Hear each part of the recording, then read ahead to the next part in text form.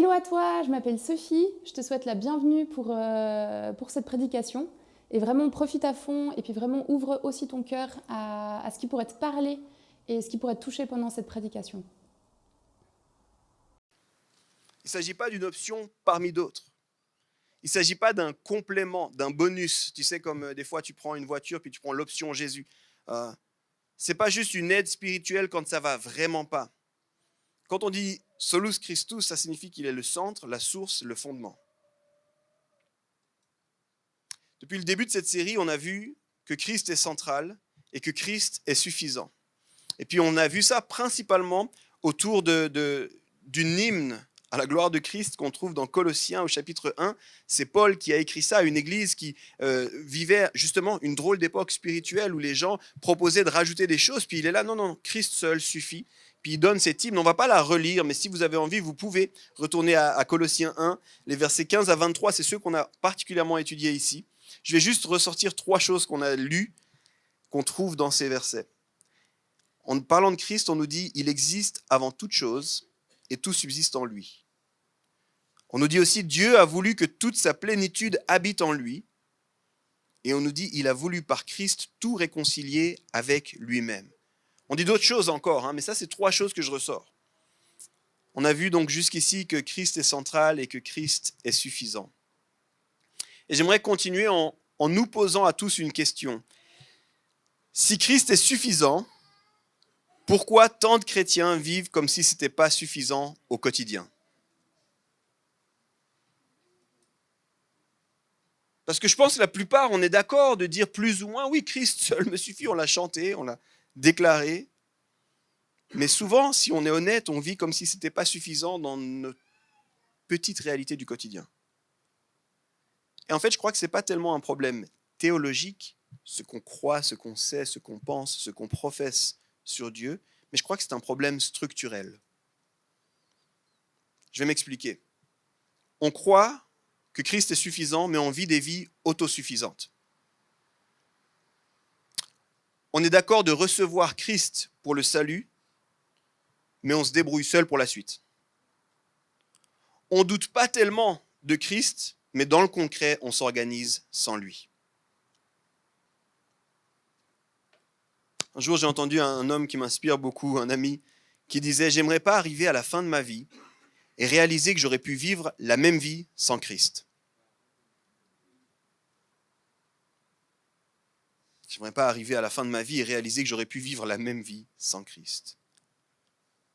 Et si je suis honnête, il y a des moments dans ma vie où je crois en Christ, oui, mais où concrètement, je m'organise complètement sans lui. Ça, c'est moi. Ça, c'est moi, ne te sens pas visé, ou peut-être sans toi visé aussi. Mais personnellement, je vois, il y a tellement de moments où en fait, je m'organise complètement sans lui. Alors, bienvenue à l'église, j'espère que vous êtes contents d'être là.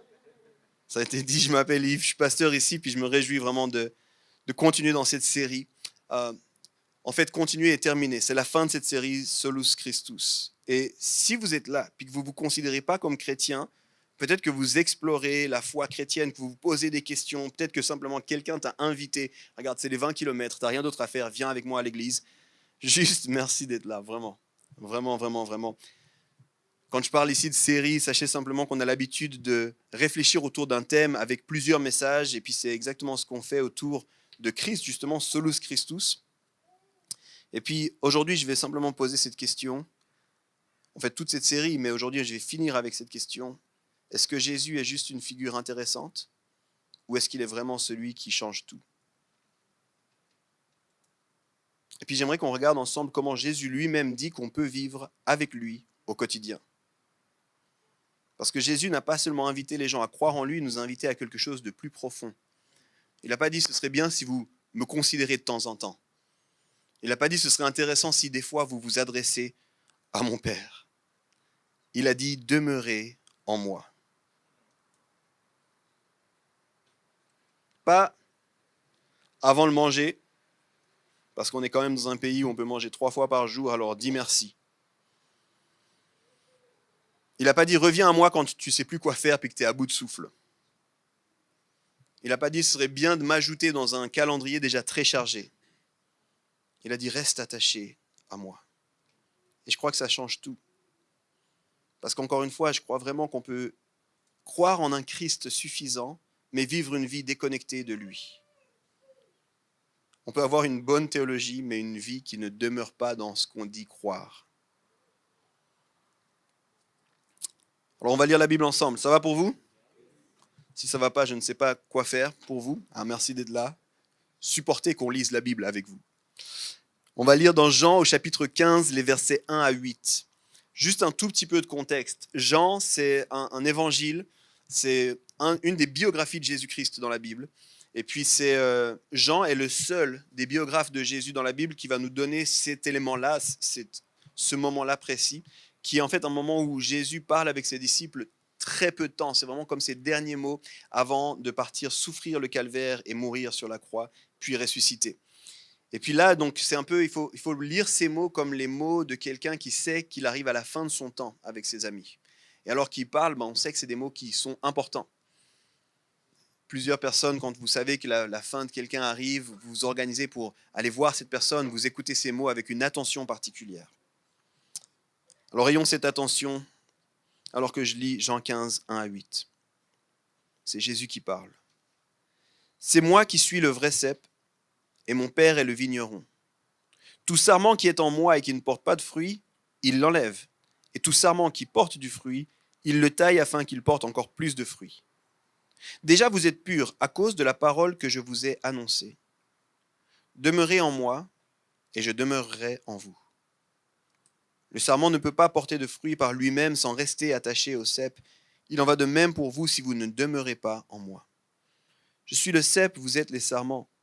Celui qui demeure en moi et en qui je demeure porte beaucoup de fruits, car sans moi vous ne pouvez rien faire. Si quelqu'un ne demeure pas en moi, il est jeté dehors comme le sarment et il sèche. Puis on ramasse les sarments, on les jette au feu et ils brûlent. Si vous demeurez en moi et que mes paroles demeurent en vous, vous demanderez ce que vous voudrez et cela vous sera accordé. Ce qui manifeste la gloire de mon Père, c'est que vous portiez beaucoup de fruits. Vous serez alors véritablement mes disciples.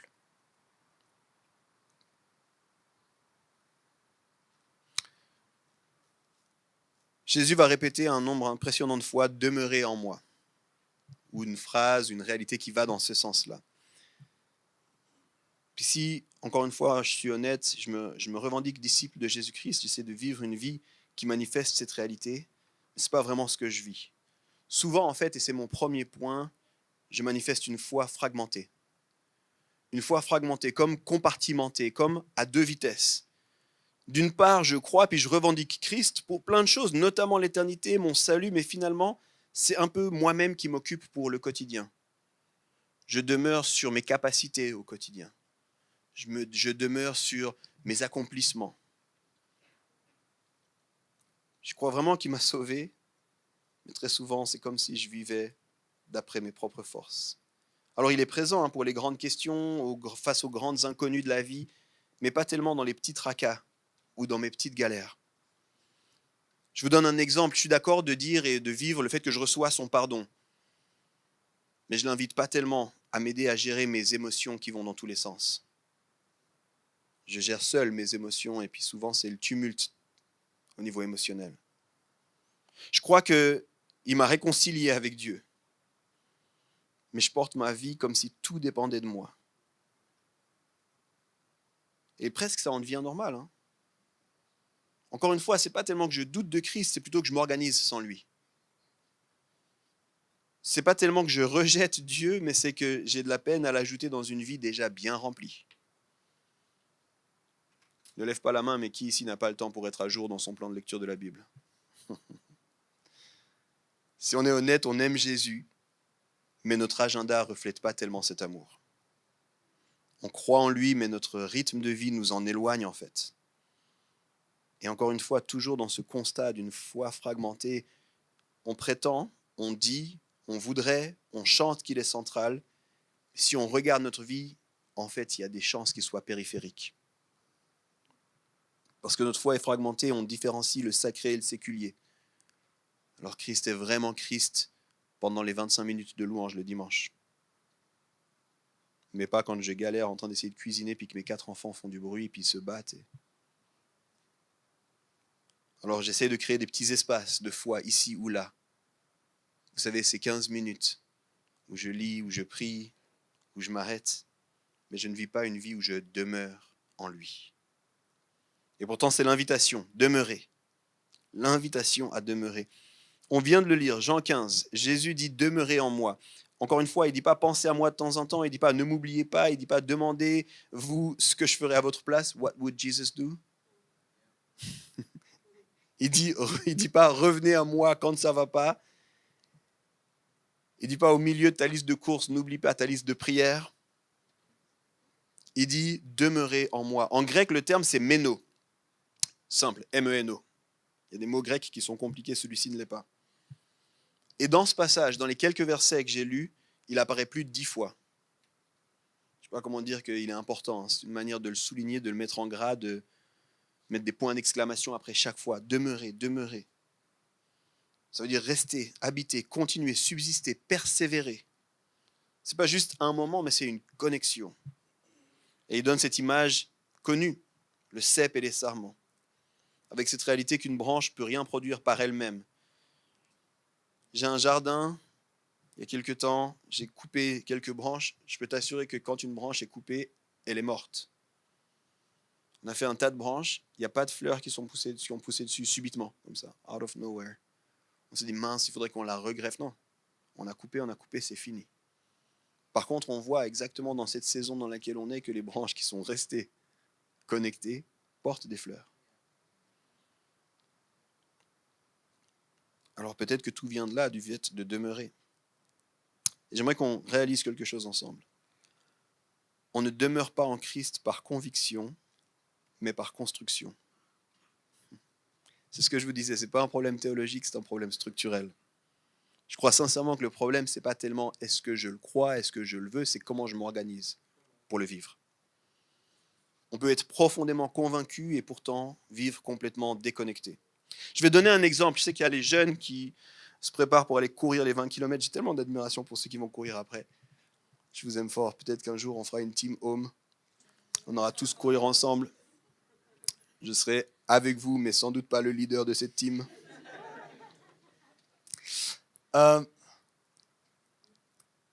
J'ai souvent pensé à ça parce qu'il arrive un moment où il y a un printemps dans ta vie, puis tu t'intéresses à tisser des relations pertinentes. Moi, je le disais comme ça à l'époque, je ne sais pas les termes aujourd'hui, je voulais sortir avec quelqu'un. Il y en a qui se souviennent de cette époque où on veut sortir avec quelqu'un peut-être. Je me souviens de ce moment-là, et puis tu sais, quand il y avait une réalité, une potentialité, il y avait une relation qui commençait à devenir intéressante, je t'assure que j'étais tout sauf théorique à ce moment-là. Quand une personne, une fille, on commençait à discuter, je me disais, ah tiens, j'aime bien son caractère, j'aimerais bien sortir avec elle. Je n'allais pas contempler cette personne dans le lieu de ma chambre, en me disant, elle est vraiment intéressante, cette personne, j'aime comme elle parle, j'aime comme elle se coiffe. Je ne disais pas, c'est vraiment intéressant ce que tu as dit, écoute, je vais prendre du temps pour voir. J'allais structurer ma vie autour de ça. Très concrètement. J'allais me dire, ok, moi je vais au basket à cette heure-ci, mais peut-être qu'avant, je peux prendre du temps avec toi. Et puis peut-être que tu pourrais m'accompagner au basket. Puis quand j'ai fini le basket, si tu veux, on peut encore discuter ensemble. Pourquoi? Parce que je voulais qu'on puisse vivre une relation. Tu vois, le problème n'était pas ce que je pense, c'était comment je structure ma vie. Et c'est ça souvent le défi. Ce n'est pas tellement ce qu'on pense par rapport à Christ, c'est comment on structure notre vie par rapport à Christ. Tu peux croire les bonnes choses et ne jamais expérimenter leur réalité. Dallas Willard, qui est un des auteurs qui a beaucoup marqué un renouveau par rapport à cette réflexion-là, dit la chose suivante. La grâce n'est pas opposée à l'effort, elle est opposée au mérite. Parce que des fois, je vais expliquer un tout petit peu. Des fois, on se dit non, mais c'est tout par grâce, donc c'est Dieu qui fait, puis moi, j'ai qu'à le contempler éventuellement un petit peu dans des petits moments ici ou là. Puis il dit attention, la grâce, il n'y a pas un problème avec l'effort, il y a un problème avec le mérite. Ça veut dire que tu ne gagnes pas ta relation avec Dieu. Tu ne peux rien faire pour avoir une relation avec Dieu. C'est Dieu qui le veut. Par contre, toi, tu dois apprendre à y demeurer. Tu ne mérites rien. Mais qu'est-ce que tu vas faire pour rester dans cette grâce que reçue? Pour vivre à partir de cette grâce reçue? Je reprends cette image. Après, c'est promis, j'arrête. C'est comme si la fille me répondait, je suis d'accord qu'on sorte ensemble. Puis là, je dis, c'est génial. Maintenant, je vis comme si tu n'existais pas. C'est cool, on s'est dit ça, c'est sympa. Puis je vais dire partout, j'ai une copine, mais je prends jamais le temps de l'appeler, je prends jamais le temps de la voir, je prends jamais le temps de développer une relation. On est tous assez d'accord de dire que cette relation est vouée à l'échec. Si jamais vous avez un doute, c'est des tips gratuits pour vos conseils relationnels. Ce genre de relation, c'est voué à l'échec. Mais des fois, on fait ça avec Dieu. Dieu qui dit, je t'aime, je viens vers toi, je fais grâce, je te pardonne, c'est génial. Maintenant, moi, je fais rien. Tout est grâce. Ben, Dallas Willard dit, attention, c'est pas opposé à l'effort, mais au mérite. C'est vrai, tu n'as rien fait pour mériter ça. Mais maintenant, il faut faire un effort pour rester là-dedans. Alors, pourquoi est-ce que c'est difficile de demeurer? Je me pose cette question depuis 5 ou 6 ans maintenant. Pourquoi, si c'est vrai, c'est difficile de structurer nos vies autour du fait de demeurer en Christ? Encore une fois, ce n'est pas qu'on ne croit pas qu'il est suffisant, mais c'est qu'on ne construit pas notre vie comme ça. Alors, vu qu'on est dans cette journée des 20 km, j'ai pensé aux sportifs. Puis moi, je trouve ça fascinant.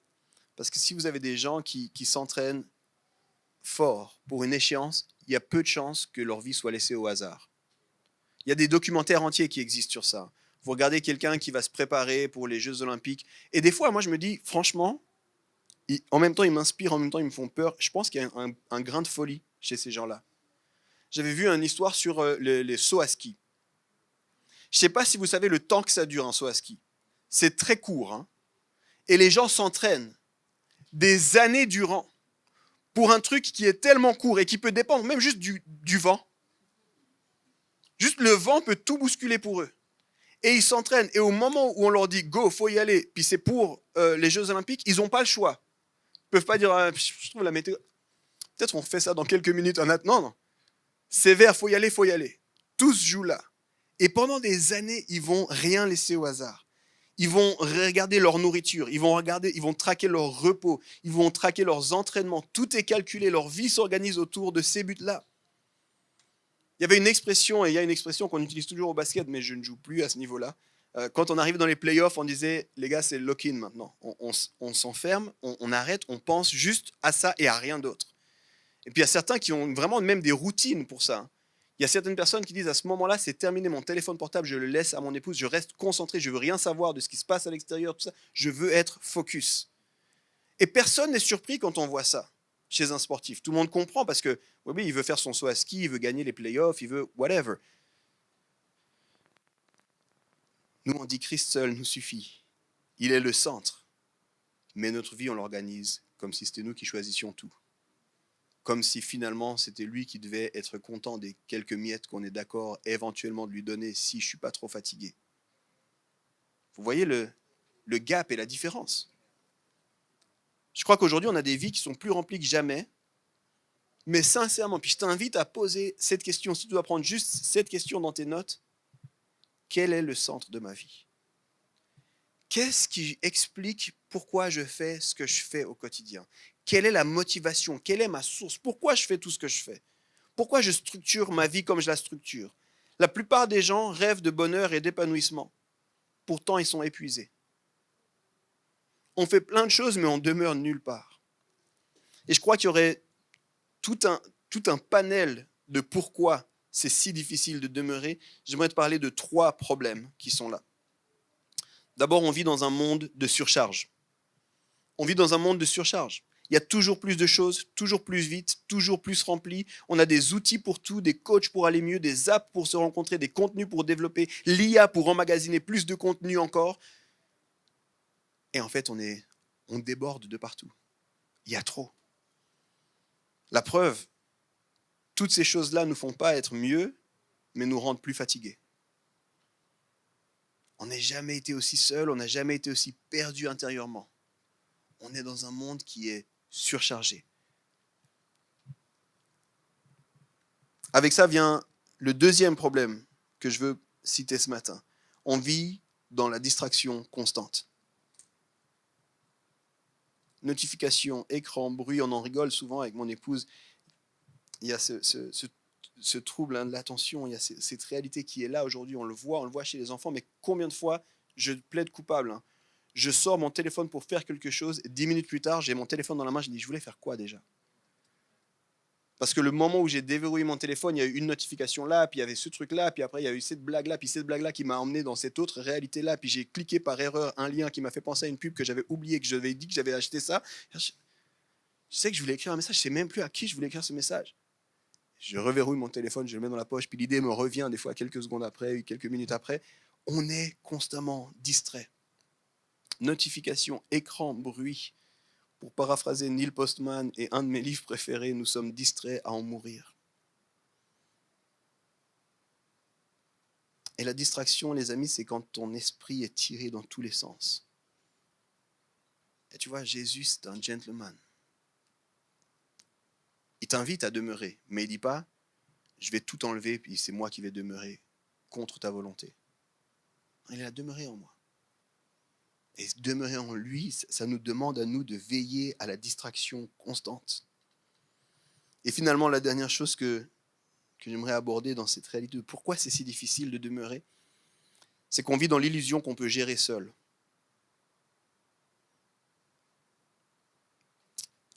Oh là là. Merci les États-Unis. Non, c'est pas vrai. Je rigole avec ça parce que je connecte ça ces dernières années, mais c'est bien plus vieux que ça, au rêve américain.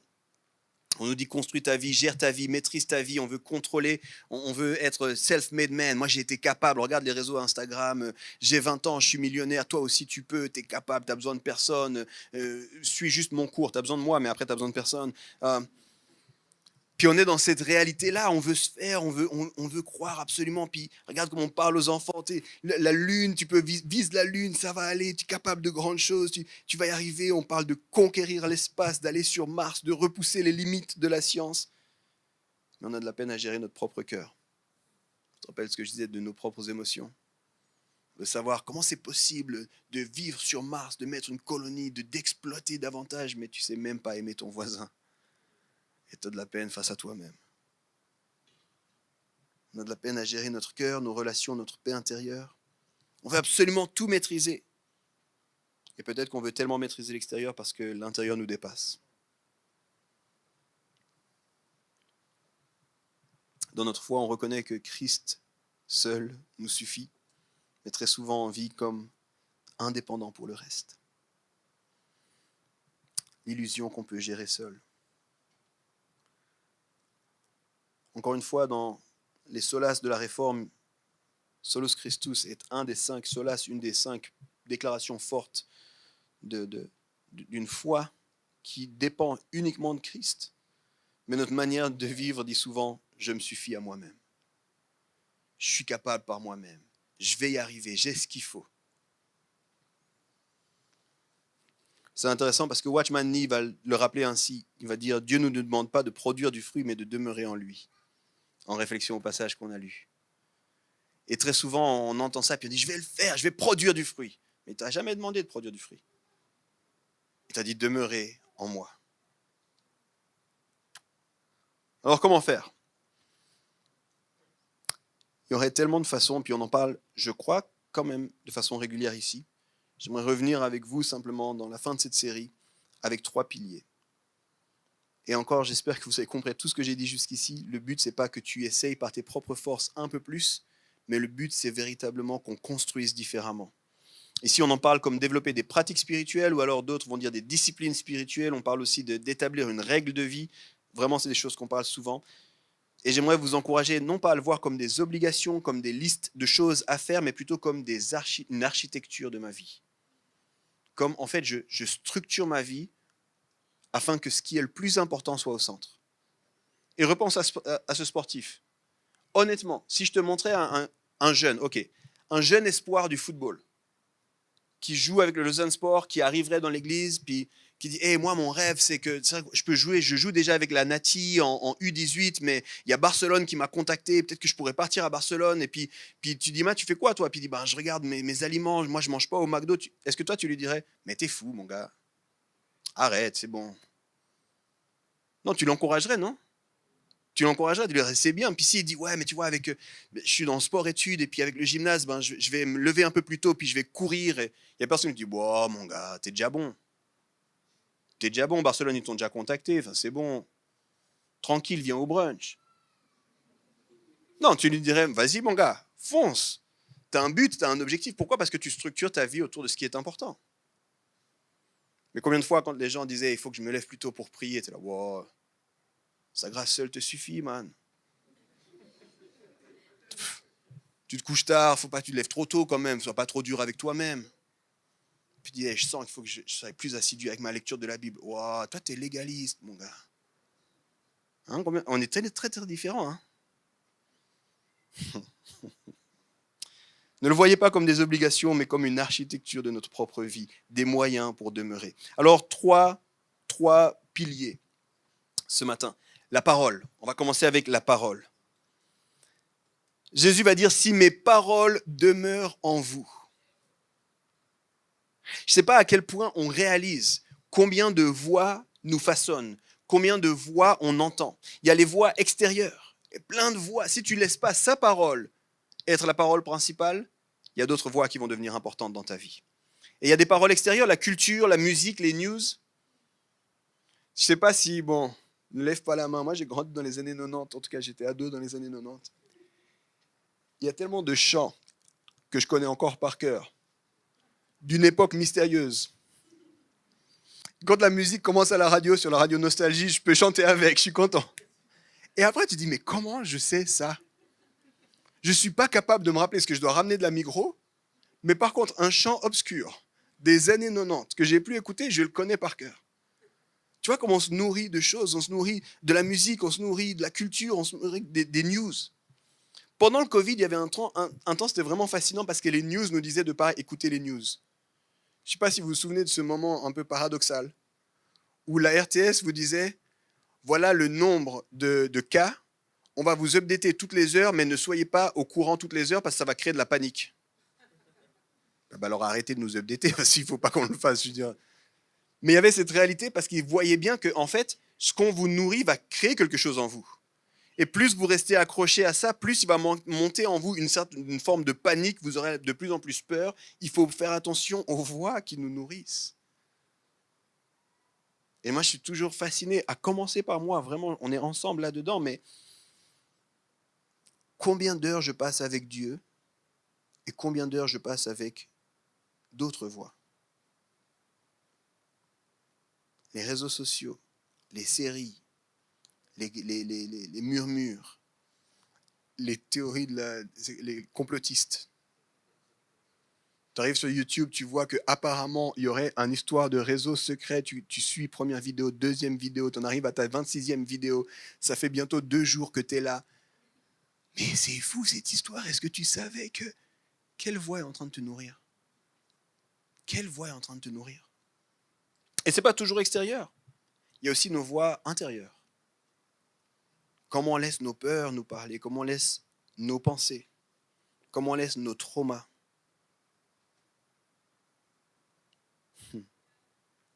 Je le dis, et puis c'est vraiment parce que c'est un fondamental. Dieu est bon, et il est comme un père qui aime son enfant. Il t'a désiré avant la création du monde, c'est lui qui t'a formé, il dit que tu es une créature merveilleuse. Ça, c'est la vérité de la Bible. Combien de fois notre vie et nos propres mots disent autre chose? Combien de fois on se dit, je ne suis pas capable, je suis trop nul? Combien de fois on se dit, je ne suis pas digne? Combien de fois on se dit, personne ne me désirera? Ça, c'est nos voix à nous. Souvent au travers d'événements extérieurs, mais qui nous ont marqués d'une façon ou d'une autre, puis qui deviennent extrêmement fortes. Vous savez, les amis, lire la Bible, ce n'est pas cocher une case. Ce n'est pas être à jour avec son plan de lecture. C'est laisser Christ parler. Laissez sa parole. Si ma parole, mes paroles demeurent en vous. Laissez-nous parler lentement, profondément, régulièrement. Une fois, je me souviens, mon père a été pasteur. Et je me souviens lui dire, on parlait de la lecture de la Bible, je dis, mais franchement, il y a des passages qui sont ennuyeux au possible. Tu sais, quand tu es avec ton papa, tu peux parler vraiment les vraies choses. Et je dis, papa, je ne sais pas, il y a des passages, j'aime trop, il y a des passages, franchement, je skip, c'est mieux. Je ne les lis pas parce que je m'ennuie. Et là, il m'a parlé de ma relation avec mes grands-parents. Puis il m'a dit, des fois, avec tes grands-parents, c'est pas ennuyeux, les repas chez eux et tout ça.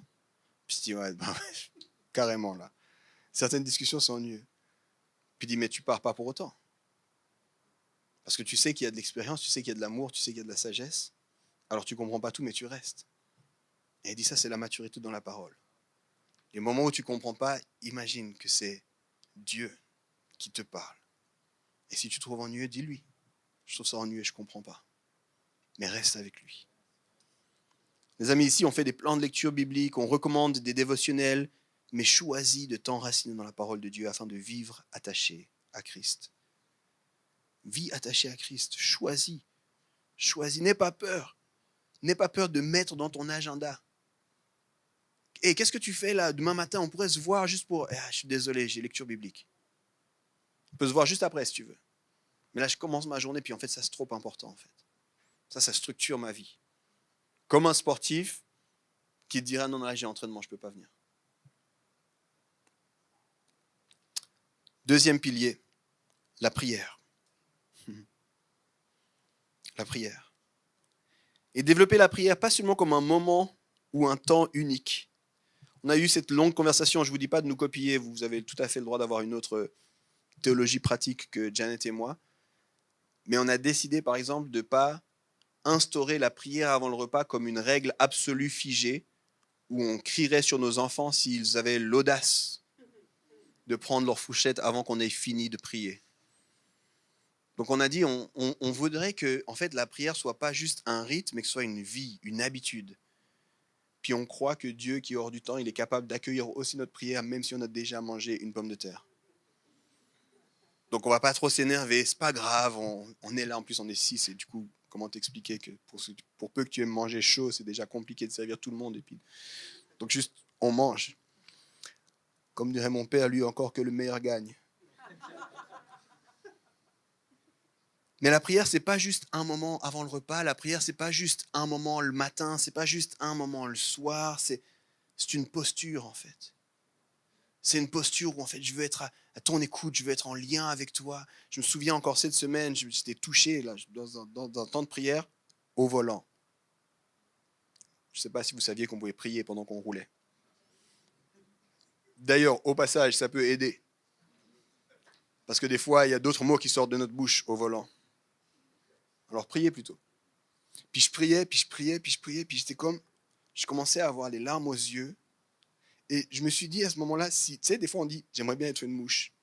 Je me suis dit, s'il y avait une mouche qui me regarderait, il penserait que je suis fou. Parce qu'en fait, je parlais avec Jésus comme s'il était là dans la voiture, parce que c'est ce que je crois vraiment, il était avec moi dans la voiture. Et je ne peux pas tellement dire, j'ai commencé, puis je vais me confesser, je n'ai pas dit Amen à la fin. J'espère que ça ne rend pas ma prière invalide. Je parlais seulement avec lui. Puis je me suis dit, mais je te demande pardon parce que tellement souvent j'oublie que tu es là. Tellement souvent je ne vis pas comme si tu étais là. Tout le temps. Tout le temps. J'aimerais avoir ce réflexe plus souvent. Je pensais sur le chemin d'Emmaüs. Je vous donne juste un petit aperçu de ma vie de prière de cette semaine. Je pensais sur le chemin d'Emmaüs à ces deux disciples qui n'ont pas reconnu Jésus. Si vous ne connaissez pas le récit, il est incroyable. C'est tout à la fin de l'évangile de Luc. Jésus est ressuscité, puis il commence à apparaître à ses disciples, mais tous ne le reconnaissent pas. Puis il va sur un chemin en direction d'une ville qui s'appelle Emmaüs. Puis il y a deux disciples, puis ils ne le reconnaissent pas. Et puis je me disais, combien de fois Jésus t'a été à côté de moi et je ne t'ai pas reconnu? Combien de fois tu as été là, tu as voulu me dire quelque chose et je ne t'ai pas reconnu? Je veux t'ouvrir mon cœur, je veux te reconnaître, je veux voir que tu es là. Parce que la prière, les amis, ce n'est pas juste une tâche, ce n'est pas juste un moment, c'est une posture. Revenir à Dieu, parler avec lui, l'impliquer dans nos quotidiens. Encore une fois, si vous ne connaissez pas l'incroyable Janet, allez la rencontrer, c'est véritablement la meilleure partie de ma famille. Et quand on était au début de notre marche avec Dieu, puis qu'on structurait, moi je suis quelqu'un plutôt, je viens du monde du sport, donc j'étais quelqu'un de très discipliné. La prière, ça commence là, ça s'arrête là, on fait ça, on s'assure, on a un temps, la lecture de la Bible, c'est le plan, c'est tout ça. Puis des fois, étonnamment, dans les couples, on n'est pas pareil. Je ne sais pas s'il y en a d'autres qui vivent cette réalité, mais c'est pas un problème. Si jamais vous mettez en couple et puis vous voyez votre partenaire qui n'est pas comme vous, c'est pas un problème. C'est souvent la règle. Et on parlait, puis elle était là, mais moi, j'arrive pas à faire comme toi. J'arrive pas. Puis moi, je pouvais vous quantifier Comme un sportif qui peut quantifier son sport, ses heures d'entraînement, c'est tout ça, je pouvais vous quantifier ma vie de prière, ça ressemble à ça, donc ça prend tant de pourcentage dans ma journée, dans tout ça. Puis moi, je ne suis pas capable de faire ça. Et je disais, ouais, il faut que tu t'entraînes un peu plus, il faut que tu sois un petit peu, que tu structures un peu mieux. Puis en regardant sa vie, je me suis dit, purée, en fait, il faut que je sois un peu plus comme elle. Parce qu'en fait, moi, je te parlais d'une foi fragmentée, ma vie était un peu fragmentée. Je faisais, puis j'avais fermé la prière du matin, done. Puis maintenant, je partais dans ma vie. Puis elle, en fait, elle n'avait pas ouvert ce fragment-là, qu'elle était déjà en discussion avec Dieu. Puis qu'elle allait chantonner pendant qu'elle préparait quelque chose, puis qu'elle allait faire autre chose. Puis... Et après, je me suis dit, c'est comme si elle priait sans cesse. J'ai l'impression qu'elle est plus biblique que moi. C'est une posture, les amis. Quand je vous parle ici de prier, c'est une dépendance active. C'est réaliser qu'il est là. Et ça ne nie pas l'importance, en fonction de nos caractères, d'avoir des moments dédiés. Je ne vous dis pas d'enlever ça. Je vous dis, est-ce que c'est juste, j'ai coché la case prière, ou est-ce que c'est, je rentre en dépendance active avec Dieu? Est-ce que c'est juste, j'ai fait mon bon devoir de chrétien, ou est-ce que je suis en relation avec Dieu? Et finalement, dernier pilier, le rythme. Faire de la place. Et ça, c'est en écho direct avec ce que je vous ai dit avant sur les pourquoi on n'arrive pas. C'est que je pense qu'on ne fait pas de place. Christ a tout accompli pour nous, mais on vit comme si tout dépendait de nous. Et souvent, le problème, c'est juste qu'on n'a pas de place. Puis, santé. On est ensemble. Tu sais, tu vas regarder ces cours sur comment ça s'appelle, la productivité, l'efficacité, tout ça. On peut faire plein de choses. Puis on peut s'organiser, puis on peut avoir des meilleurs outils, puis on peut... Mais à un moment donné, l'espace, c'est l'espace en fait. Si tu ne fais pas de place, il n'y a pas de place. Souvent, le problème, c'est pas qu'on veut pas, c'est qu'on veut juste lui en plus de tout le reste. Je reprends, je pensais que j'allais plus reprendre cette image, mais je la reprends une dernière fois. En tout cas, encore une fois, on verra. C'est comme si je reprends cette fille. Yves, tu as l'air sympa quand même, on pourrait se connaître un peu plus, pourquoi on ne sortirait pas ensemble? Je dis, c'est vraiment génial, alors que tu veux sortir avec moi, écoute, ce que je te propose, c'est que le mercredi, entre 18h et 18h15, tu viens me voir. Ah ok, c'est un peu court, là, je pensais qu'on allait peut-être faire des trucs. Ouais, le problème, c'est que tu vois, j'ai plein d'autres choses dans ma vie. J'ai vraiment des choses importantes, mais je suis content qu'on soit ensemble, c'est vraiment cool. Mercredi prochain? Ah, puis en fait, vu que je finis l'entraînement, puis qu'après j'ai un autre truc, c'est toi qui dois venir. Si tu veux être avec moi, c'est... De nouveau, voué à l'échec. Peut-être même au passage une claque. Pourquoi tu m'as fait perdre mon temps, tu sais? Mais des fois, on fait la même chose avec Jésus. Jésus soit le centre. Après ma famille, mon travail, mes hobbies, la série Netflix où je suis en retard, les courses, gérer les impôts, Écoute, Jésus, tu seras le centre. Dimanche. Ah mince, on a brunch dimanche prochain. Et soit le centre théorique. Alléluia. Amen. Parce que là, je regarde, en fait, c'est un peu dur là. Peut-être le mois prochain, tu seras le centre. En fait, il faut faire de la place. Et puis je sais que certains disent, ouais, mais Yves, tu comprends pas. Je sais, je comprends pas. Parce que j'ai vu des gens tomber amoureux. Et c'est fou le temps que les gens trouvent quand ils sont amoureux. C'est impressionnant. Toi, tu dis, on a tous un agenda de ministre, on est tous d'accord sur ça, jusqu'à ce que la personne tombe amoureuse. À ce moment-là, non, mais c'est pas vraiment grave, j'avais cours, mais finalement, je pense que liberté académique, je suivrai le cours dans la nuit, c'est pas grave, je fais rien demain, c'est parfait. Ah, mais tu devais pas aller chez tes parents? Ils sont là depuis longtemps, ils seront là encore après, ça va aller, j'irai, j'écris à mes parents, on déplace le repas de famille, c'est bon, c'est bon. Ah, mais tu devais pas t'entraîner. Ah, écoute, je m'entraîne beaucoup. Si je loupe un entraînement. Quand tu es amoureux, c'est incroyable comme tu es prêt à faire de la place. Hein. Incroyable. Même si tu étais pauvre, tu es devenu un peu riche.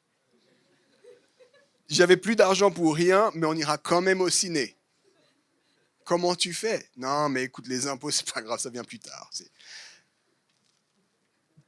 Quand on est amoureux, on est prêt à faire de la place, on est prêt à dépenser, on est prêt, n'est-ce pas? Est-ce qu'on est prêt à faire de la place pour Dieu? Est-ce qu'on est prêt à faire de la place pour Dieu? J'aime trop, alors il y a les amoureux, mais il y a les couples aussi qui deviennent parents. Et ne changez rien là, c'est pas un problème. C'est impressionnant. Janet, je reprends elle parce que Janet était une personne qui aimait dormir. Puis sont arrivés les enfants. Alors là, c'était ok de se lever au milieu de la nuit, c'était pas un problème, c'était un problème, mais... mais on se lève au milieu de la nuit, ça va, on change plein de choses. Pourquoi? Parce qu'un enfant qui arrive, c'est une bonne nouvelle, on organise notre vie autour de ça.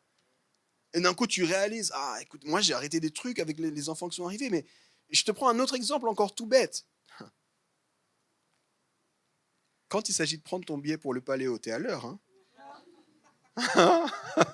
Non, parce que là, même au boulot, t'es prêt de prendre la matinée de congé pour pouvoir cliquer sur un bouton pour avoir un freaking billet. Mais Jésus, lui, t'as pas le temps. On a le temps pour l'amour, on a le temps pour nos enfants, on a le temps pour les choses qui comptent pour nous, mais Jésus, on n'a pas le temps. Alors, est-ce qu'il est vraiment le centre?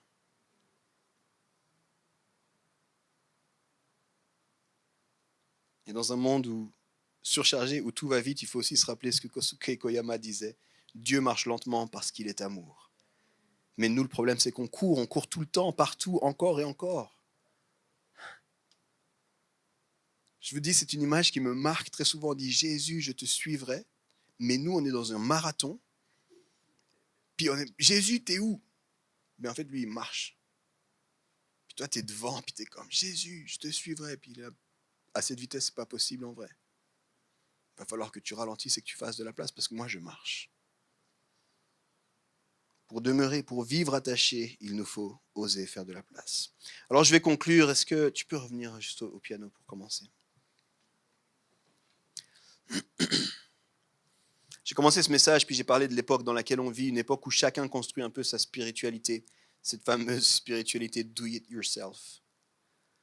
Et sans même s'en rendre compte, on apprend parfois à vivre une foi où on ne dépend pas vraiment de Christ, pas vraiment de Dieu, mais de ce que nous, on a envie, comme on veut. Une foi où on essaie de tenir nos vies nous-mêmes. C'est moi plus plein de choses, puis éventuellement un petit peu de Jésus. Mais la Bible nous propose Christ comme central, suffisant et souverain.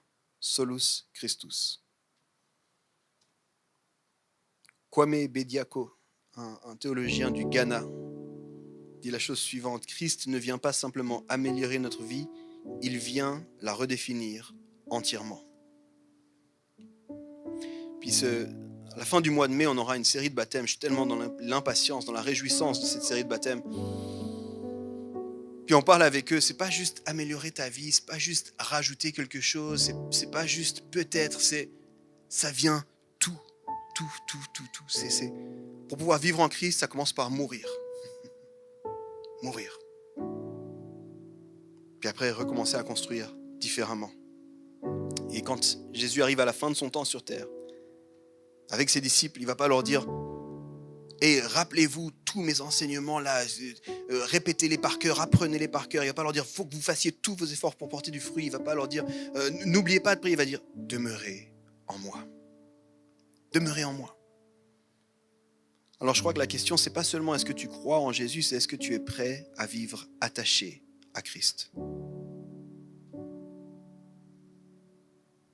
Est-ce que tu es prêt à faire un regard honnête sur ta vie et dire il faut que je structure ma vie pour vivre attaché à Christ? Parce qu'il y a une différence entre croire en Christ et construire sa vie sur lui. C'est le titre de ce message. Oser vivre attaché à Christ. Ça veut dire qu'on renonce à l'illusion qu'on peut tout tenir soi-même. Ça veut dire qu'on accepte de vivre une spiritualité non pas comme moi je l'aimerais, mais qui dépend d'une personne.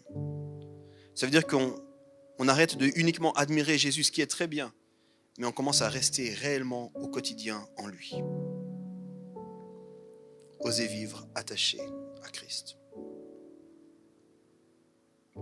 Puis j'aimerais finir ce message en proposant un premier temps de réponse à cette série et à ce message.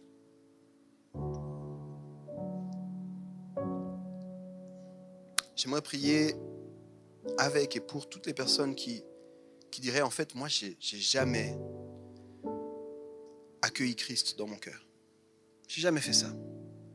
J'ai entendu, je me suis renseigné, j'ai regardé, c'est un personnage historique fascinant. Mais là, je t'ai parlé tout du long de ce message de vivre en lui, de mourir à toi-même, de lui donner ta vie. Et peut-être que ce matin, tu dois faire ce choix. Je veux décider de te donner ma vie. Je veux décider d'arrêter de vivre une vie par moi-même. Mais dans le même temps, j'aimerais aussi inviter tous ceux qui auraient déjà décidé de suivre Jésus, mais qui réalisent, au travers de ce message, au travers de l'action du Saint-Esprit qui vient vous dire, ça c'était pour toi ce message. Il y a une invitation à revenir à Christ. Il y a une invitation à passer de Christ et en périphérie à Christ et au centre. Il y a une invitation à dire, en fait, là, c'est pas que c'était bof, c'est juste que tu as oublié même que tu disais me suivre. Et si c'est votre cas, si vous voulez venir à Christ pour la première fois ou revenir à Christ, rentrer à la maison, j'aimerais simplement vous inviter à vous lever là où vous êtes pour qu'on puisse prier ensemble.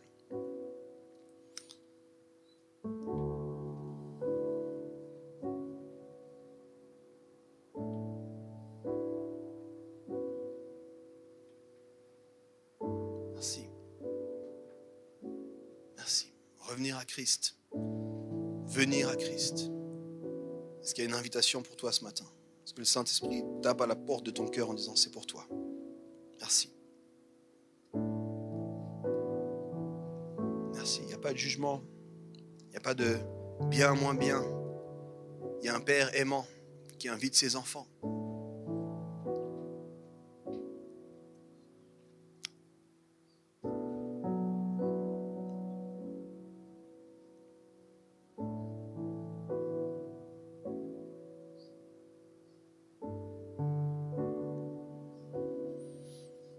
J'aimerais prier pour vous. Puis à la fin du temps de culte, il y aura un espace prière. Et si vous venez à Christ pour la première fois, allez à cet espace prière, allez dire j'ai décidé de donner ma vie à Christ, qu'on puisse vous accompagner dans ce choix-là. J'aimerais simplement prier en disant Seigneur, tu es un Père aimant et tu nous connais comme tes enfants. Tu nous as désirés, tu nous as formés et tu vois les vies qui ce matin disent il faut que je rentre à la maison. Il faut que je revienne à Christ, il faut que je revienne à Dieu. Il faut que j'arrête de le laisser en périphérie ou même tout en dehors et il faut que je le mette au centre. Merci parce qu'il n'y a pas de condamnation, tu nous accueilles et tu les accueilles ce matin. Prends-les dans tes bras, Seigneur. Merci parce que c'est ton Fils Christ qui a tout fait pour nous. Et merci parce que tu ne nous laisses pas seuls. Que ton Saint-Esprit vienne maintenant amener la paix. Certains, vous vous êtes levés, puis le Seigneur veut vous donner sa paix ce matin. Il veut vous donner une paix nouvelle.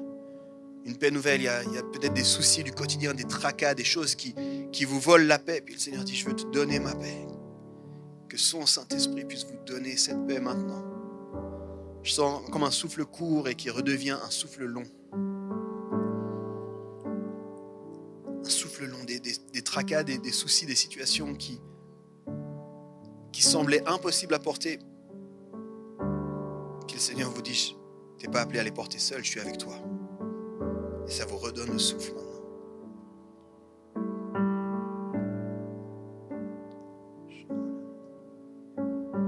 Je veux aussi chasser toute culpabilité. Il y a zéro culpabilité, il n'y a que de la joie. Il n'y a que de la joie. J'ai l'impression que vous devez entendre, peut-être c'est une seule personne qui s'est levée, qui doit entendre, tu es digne d'être appelé mon enfant. Pas au travers de ce que tu as fait, mais au travers de ce que j'ai fait pour toi. Tu es mon enfant. Alors reçois ça. Et je chasse toute culpabilité maintenant. Tout esprit qui dit je ne suis pas capable, je ne suis pas assez bon, j'ai fait trop de ci, je n'ai pas fait assez de ça, c'est terminé dans le nom de Jésus-Christ. Ce n'est pas le mérite. Il n'y a pas de mérite, c'est la grâce.